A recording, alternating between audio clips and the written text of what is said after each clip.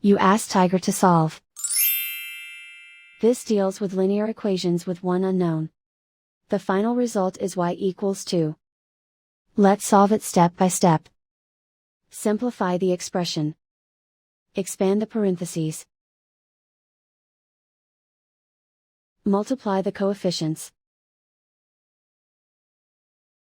Simplify the arithmetic. Expand the parentheses.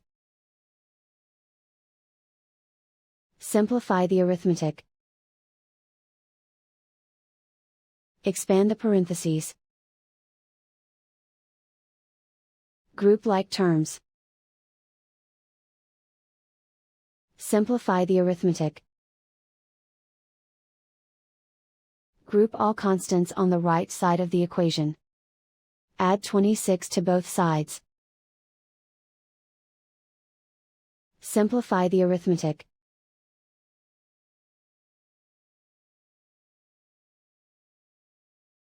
Isolate the y. Divide both sides by 13. Simplify the fraction. Find the greatest common factor of the numerator and denominator. Factor out and cancel the greatest common factor. And so the final result is y=2.